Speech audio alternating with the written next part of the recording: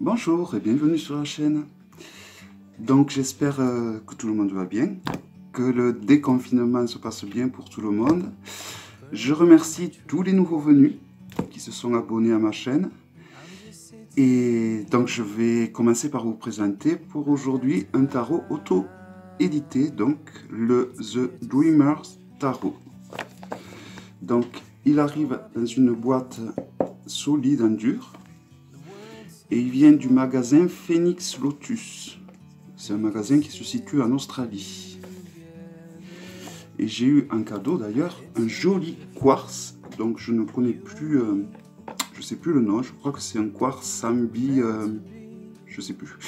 J'ai oublié son nom. Il me semble qu'il est fantôme, mais j'en ai pas l'impression. Je sais pas trop si c'est un impact ou. En tout cas, un très joli cadeau. Il est même un sceptre, on dirait. Voilà, très joli. Donc revenons à ce très joli tarot aussi, à mes yeux. Il arrive donc dans une boîte en dur. Donc il s'ouvre comme ceci. Voici l'intérieur de la boîte. Et comme ceci. Donc il y a un guidebook que je n'ai pas regardé, car il est complètement en anglais et vu mon niveau d'anglais, ça n'aurait pas changé à grand chose que je le regarde. Donc c'est un tarot qui suit le rider. Donc si vous connaissez le rider, il faut vous appuyer aux significations de l'âme du rider. Et pour ceux qui débutent, qui veulent débuter avec celui-là, ben, vous avez quand même un petit récapitulatif des lames, mais qui ne sera pas suffisant. Il faudra investir dans un livre sur le rider. Voilà, vous avez toutes les arcanes qui sont donc dépeintes dessus, décriées. Des fois j'utilise des mots. Voilà, donc ils ont renommé la suite des épées, des deniers. Donc match pour les bâtons, pour les deniers c'est les stones, pour les coupes c'est vases, et pour les swords, donc les épées, c'est blade. Voilà, je vous laisse lire un peu plus près. Et après, donc, pour les arcanes mineurs, c'est un peu plus succinct. Il y a juste quelques mots-clés, mais c'est suffisant quand on débute, parce que il faut se faire confiance et tirer les arcanes. De trop s'appuyer sur un livre guide, je pense que c'est pas bon pour l'apprentissage non plus, c'est bien, mais je pense que c'est bien de se lancer également. Voilà, donc le tarot, voici son dos. Donc il y a des images holographiques dessus. Les cartes sont vraiment de bonne qualité.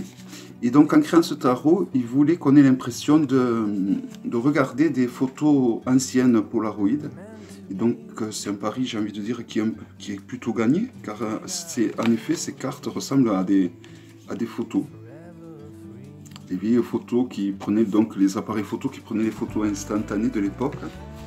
Donc si on compare les arcanes à un Grimaud, elles sont plus larges et moins hautes. Donc, et on commence par le fou. Donc vous voyez, vous avez donc, c'est un paysage avec un dessin holographique dessus.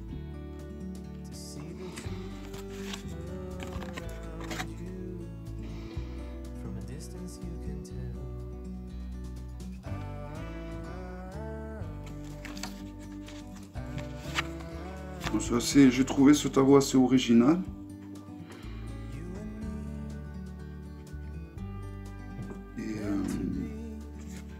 Je trouve que c'est un tarot qui fait du bien avec tout ce qui se passe dans le monde en ce moment. Je trouve que de faire un tarot comme ça, qui a comme thème un peu la nature, hein, les paysages, je trouve que c'est très agréable. Donc c'est un tarot qui peut être utilisé juste pour regarder le plaisir des yeux, pour regarder les images, et donc on peut l'utiliser également donc, pour la divination, le développement personnel, etc. etc. ou l'accompagnement. Donc les cartes sont vraiment très souples. Je reviens aux cartes un peu, mais vraiment elles sont de très très bonne qualité.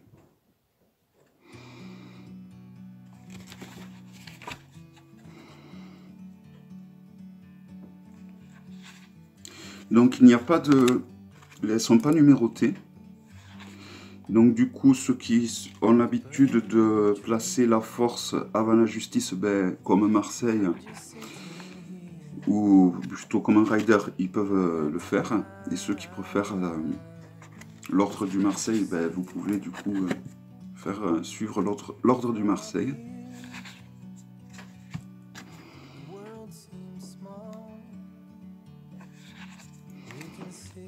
Donc j'avais présenté deux oracles, l'arcane du diable donc, et je trouve qu'il était comme ça avec des dessins holographiques en premier plan, et en deuxième plan il y avait des illustrations. Je trouve que ce tarot va très bien avec ces deux oracles, même s'ils ont fait le tarot qui va avec ces oracles dont je vous parle, je vous présenterai ultérieurement.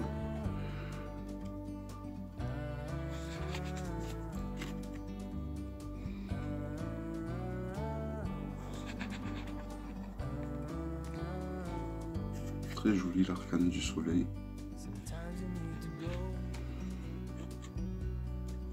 Donc évidemment vous pouvez vous inspirer soit de dessins holographiques ou du dessin qu'il y a, du second dessin qu'il y a un second plan.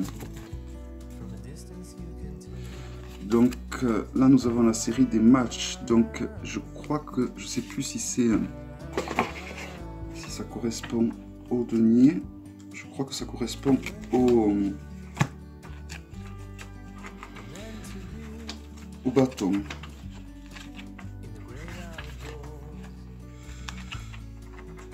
Regardez ça à portée de main, ouais, ça correspond à l'élément du feu, donc au bâton.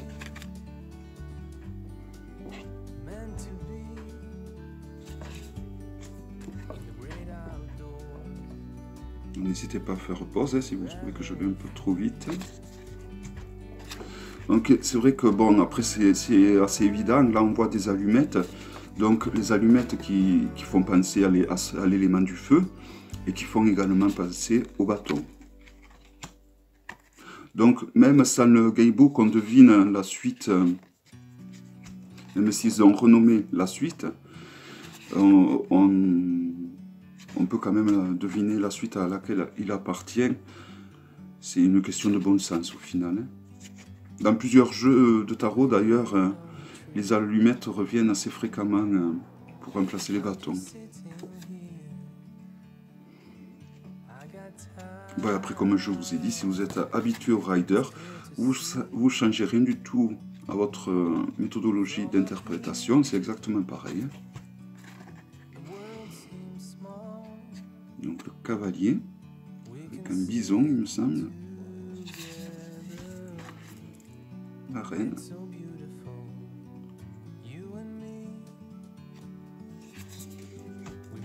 Et le roi. Très joli également.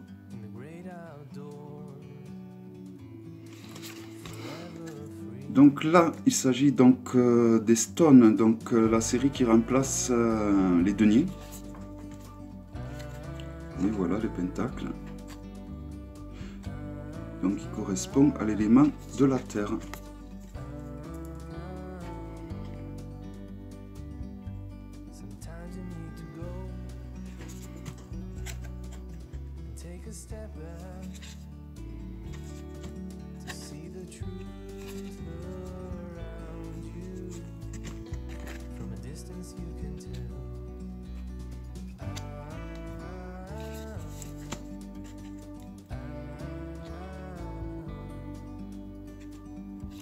Donc il n'y a pas trop de reviews sur ce jeu.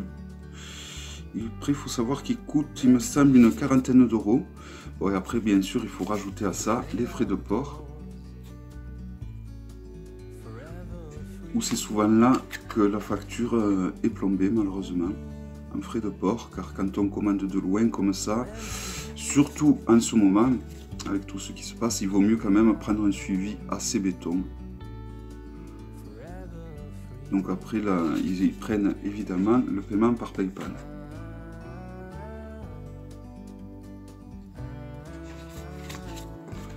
La reine de denier. Un canard. Et le roi. Donc on peut travailler avec les animaux totems, car comme vous pouvez le voir, En hologramme, il y a beaucoup d'animaux qui sont représentés dessus. Donc là, nous avons la série des vases. Vase, il faut penser au vase, donc récipient, donc coupe. Et donc l'élément est l'eau. Et en effet, sur toutes les arcanes, vous allez avoir beaucoup de cascades en second plan.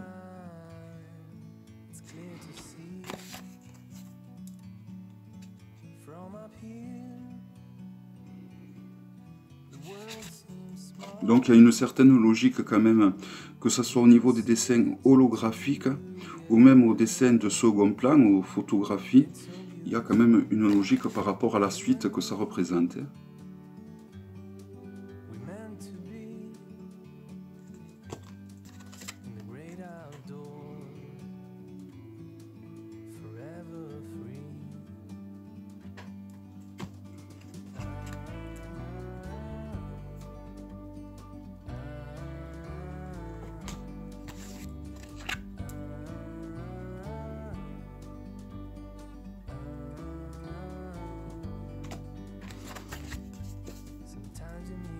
Il y a certaines images qui sont vraiment magnifiques. C'est presque dommage qu'il y ait les dessins holographiques dessus.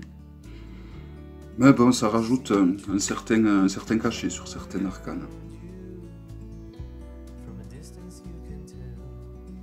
Donc le valet de coupe, le cavalier de coupe. Donc et comme on voit à chaque personnage de cour, donc à chaque honneur, nous avons un animal qui est représenté dessus. Donc ceux qui travaillent avec les animaux totems peuvent vraiment se servir, en plus appuyer sur la signification de l'animal pour interpréter les arcanes. Donc il n'y a que sur les personnages de cour où il va y avoir des animaux, j'ai l'impression.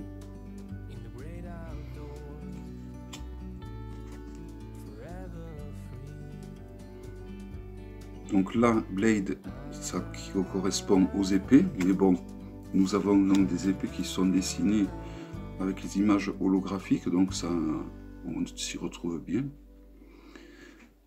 Donc les épées, qui je rappelle, correspondent à l'élément de l'air.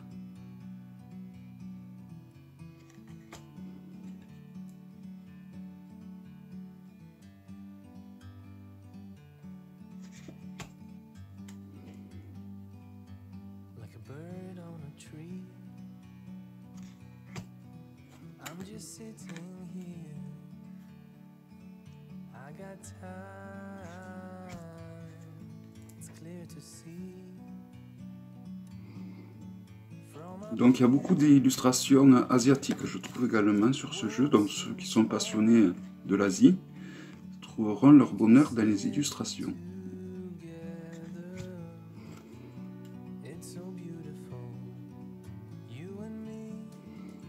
Donc, le 10 d'épée avec un pauvre tigre en piteux état.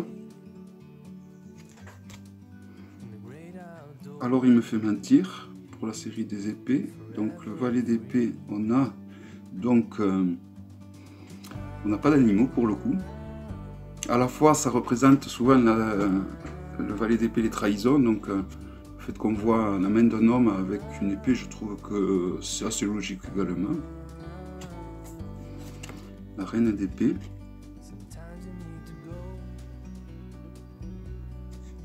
Et le roi d'épée avec un cobra en image holographique. Voilà. Donc il s'agissait du The Dreamer's Tarot.